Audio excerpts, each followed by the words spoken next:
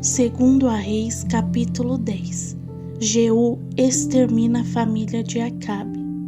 Ora, viviam em Samaria 70 descendentes de Acabe. Jeú escreveu cartas e as enviou a Samaria, aos líderes da cidade, às autoridades e aos outros dos descendentes de Acabe. As cartas diziam: assim que receberem esta carta, vocês que cuidam dos filhos do rei e que têm carruagens e cavalos, uma cidade fortificada e armas, escolham o melhor e o mais capaz dos filhos do rei. Ponham-no no trono do seu pai e lutem pela dinastia do seu senhor. Eles, porém, estavam aterrorizados e disseram: se 2 reis não puderem enfrentá-lo, como poderemos nós? Por isso, o administrador do palácio, o governador da cidade, as autoridades e os tutores enviaram esta mensagem a Jeú: somos os teus servos e faremos tudo o que exigires de nós. Não proclamaremos nenhum rei. Faz o que for bom aos teus olhos. Então Jeú escreveu-lhes uma segunda carta que dizia: se vocês estão do meu lado e estão dispostos a obedecer-me, traga-me a cabeça de cada um dos descendentes do seu senhor e Jezreel, amanhã a esta hora. Os 70 descendentes de Acabe estavam sendo criados pelas autoridades da cidade. Logo que receberam a carta, mataram todos os 70, colocaram as cabeças em cestos e a enviaram a Jeú, em Jezreel. Quando o mensageiro chegou, ele disse ao rei: trouxeram a cabeça dos príncipes. Então Jeú ordenou: faça com elas 2 montes à porta da cidade, para que lá fiquem expostas até amanhã. Na manhã seguinte, Jeú saiu e declarou a todo o povo: vocês são inocentes. Fui eu que conspirei contra o meu senhor e o matei. Mas quem matou todos estes? Saibam, portanto, que não deixará de se cumprir uma só palavra que o Senhor falou contra a família de Acabe. O Senhor fez o que prometeu por meio do servo Elias.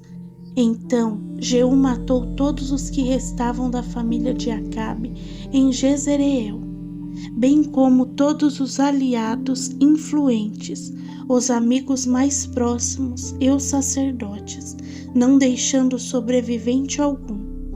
Depois disso, Jeú partiu para Samaria, em Bet-Equed dos pastores. Encontrou alguns parentes de Acasias, rei de Judá, e perguntou: quem são vocês? Eles responderam: somos parentes de Acasias e estamos indo visitar as famílias do rei e da rainha mãe. Então Jeú ordenou aos seus soldados: capturem-nos vivos. Eles os capturaram e os mataram junto ao poço de Bet-Equed. Eram 42 homens, e nenhum deles foi deixado vivo. Saindo dali, Jeú encontrou Jonadab, filho de Recabe, que tinha ido falar com ele. Depois de saudá-lo, Jeú perguntou: você é realmente leal a mim, assim como sou a você? Jonadab respondeu: sou. Jeú disse: então dê-me a mão. Jonadab estendeu-lhe a mão e Jeú o ajudou a subir na carruagem. Ele disse: venha comigo e veja o meu zelo pelo Senhor. E o levou em sua carruagem. Quando Jeú chegou a Samaria, matou todos os que restavam da família de Acabe na cidade. Ele os exterminou, conforme a palavra que o Senhor tinha dito a Elias.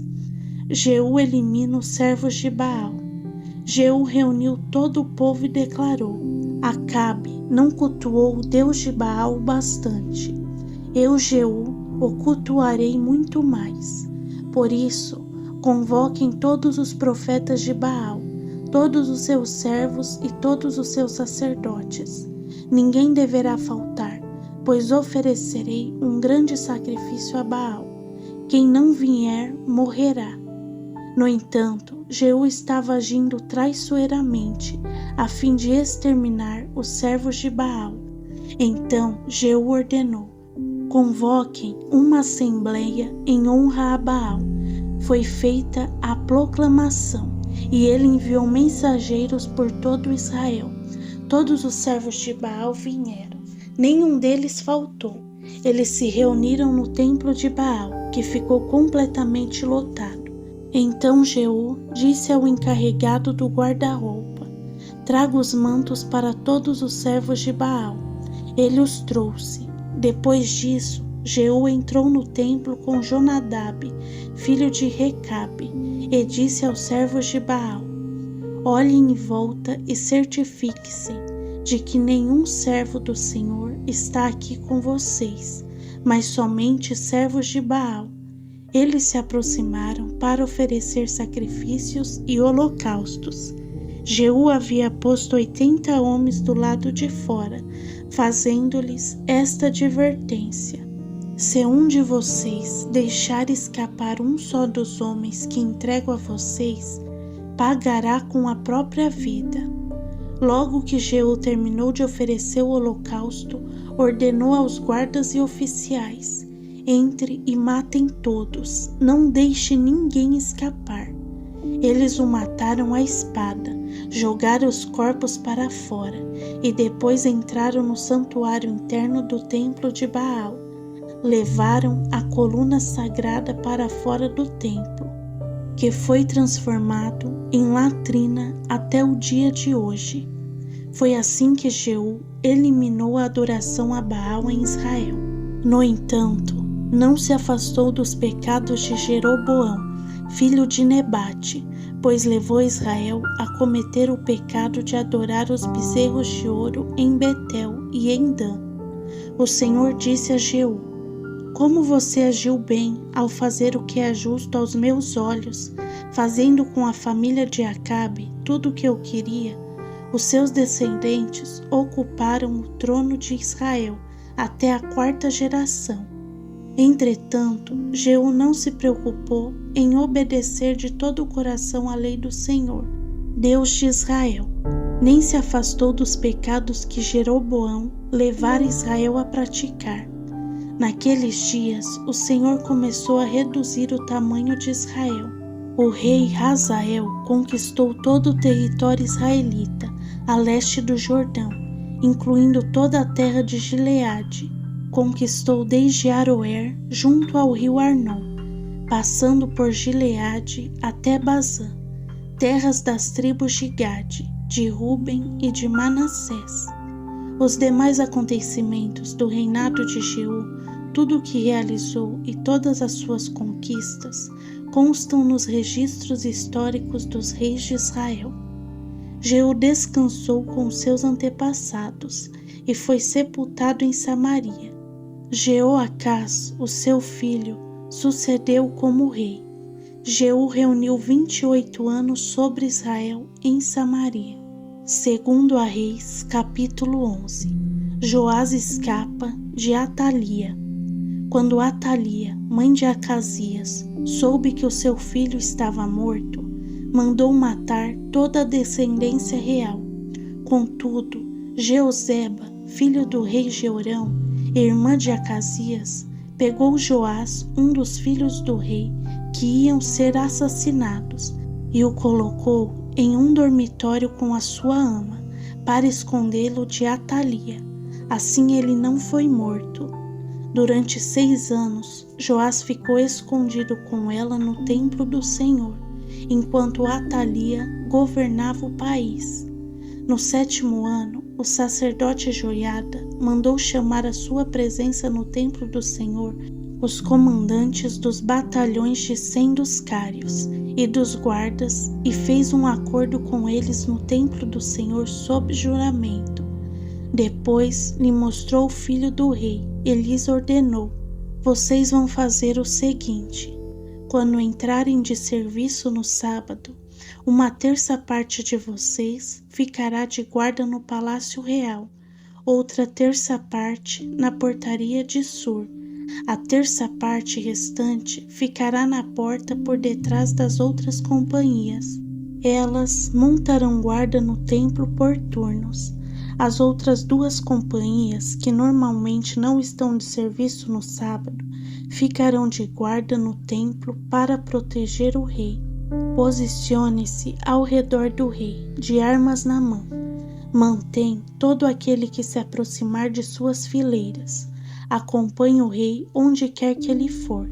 Os comandantes dos batalhões de 100 fizeram tudo o que o sacerdote Joiada tinha ordenado. Cada um levou os seus soldados, tanto os que estavam entrando de serviço no sábado, como os que estavam saindo, ao sacerdote Joiada. Então ele deu aos comandantes dos batalhões de 100 as lanças e os escudos que haviam pertencido ao rei Davi e que estavam no templo do Senhor. Os guardas, todos armados, posicionaram-se em volta do rei, junto do altar e em torno do templo, desde o lado sul até o lado norte do templo. Joiada trouxe para fora Joás, o filho do rei, pôs nele a coroa e lhe entregou uma cópia do testemunho. Em seguida, proclamaram-no rei, ungindo-o, e o povo aplaudia e gritava: Viva o rei!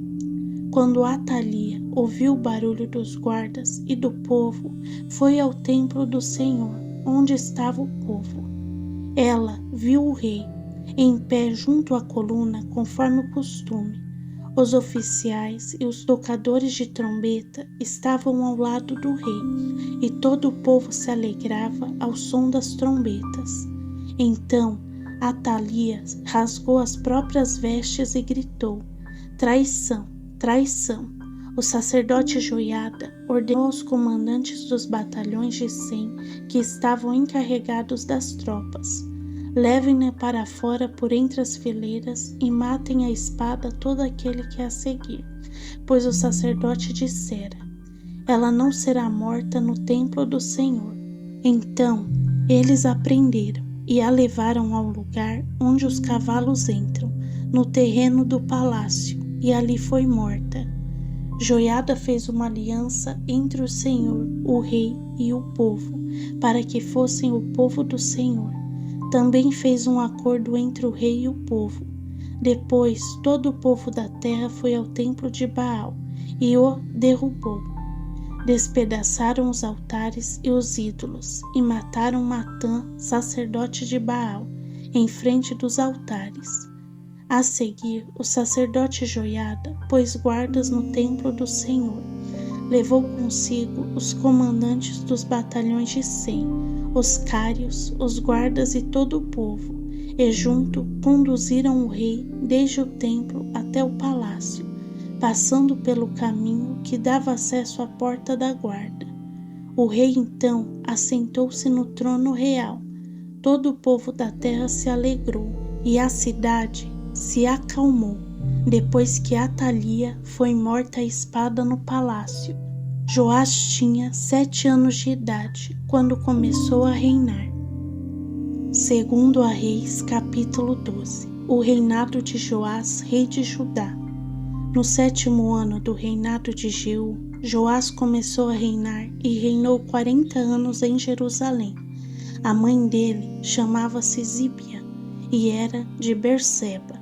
Joás fez o que é justo aos olhos do Senhor durante todos os anos em que o sacerdote Joiada o orientou. Contudo, os santuários locais não foram removidos. O povo continuava a oferecer sacrifícios e a queimar incenso neles.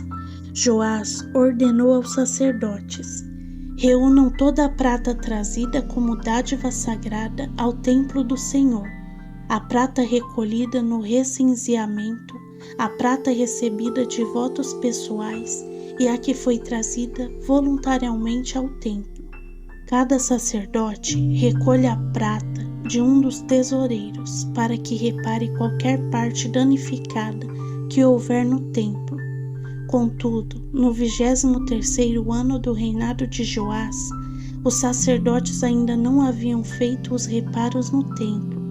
Por isso, o rei Joás chamou o sacerdote Joiada e os outros sacerdotes e lhes perguntou: por que vocês não estão reparando os danos no templo? Não recolham mais prata com seus tesoureiros, mas deixem-na para as reformas.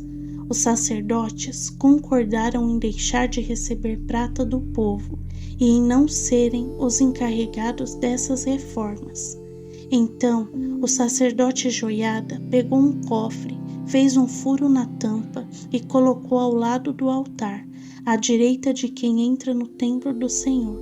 Sempre que havia uma grande quantidade de prata no cofre, o escriba real e o sumo sacerdote vinham, pesavam a prata trazida ao templo do Senhor e a colocavam em bolsas.